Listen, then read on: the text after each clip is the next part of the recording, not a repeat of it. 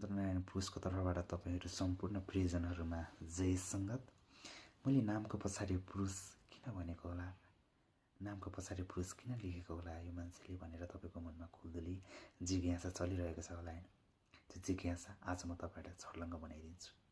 यो पृथ्वीमा जति पनि मान्छेहरू छ नि, त्यो मान्छेको जात भनेको एउटै हो, मानव।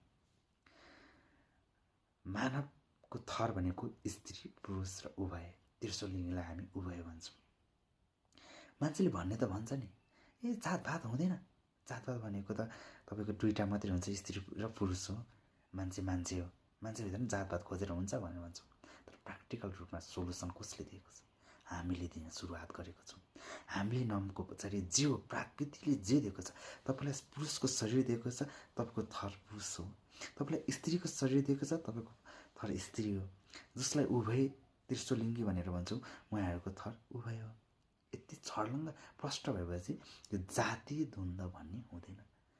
यो जात मान्छे मान्छेमा लड्ने, मान्छे मान्छेमा फुटपाट हुने मेन कारण नै मान्छेले आफूले आफूलाई भुलेर, आफ्नो अस्तित्वलाई भुलेर, आफ्नो स्वाभिमानलाई भुलेर आफू गर्व गर्ने। एउटा तपाईँ यो धरतीमा म पैदा हुनु बित्तिकै म पुरुष भएर जन्मेको, त म गर्वका साथ भन्छु म पुरुष हुँ। पुरुषले पुरुषलाई भन्नु के अप्ठ्यारो गरेर? तपाईँले टमाटरलाई टमाटर भन्दा त्यहाँनिर लजाउनु पर्ने अवस्था छ। आलुलाई आलु त भन्यो भने, आलुलाई टमाटर भने, टमाटरलाई आलु भने त पक्कै पनि होइन होला हैन। त्यस कारणले गर्दा मेरो प्रियजनहरू, हाम्रा पूर्वजहरूले हामीलाई ब्राह्मण, क्षेत्री, वैश्य, शूद्र 4वटा भागमा विभाजन गरेका हुन्। त्यो काम लिनुको लागि, तपाईँलाई सजिलो होस् भन्नको लागि उहाँहरूले हामीलाई विभाजन गर्नुभएको हो नि।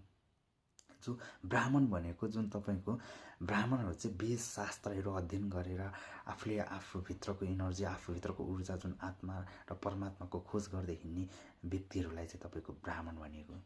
जसले क्षेत्री भन्छौँ नि, त्यो क्षेत्री भनेको चाहिँ राज्य सत्ता सञ्चालन गर्ने, समाजलाई सेक्युरिटी दिने, देशलाई सेक्युरिटी दिने, आफूभित्रका वरिपरिका समुदायहरूलाई आफूले कसरी सेफ राख्ने, उनीहरूलाई कसरी सुरक्षा दिने भन्ने विषयमा चाहिँ उहाँहरू अग्रसर भएका व्यक्तिहरूलाई हामीले क्षेत्री भनेका रहेछौँ।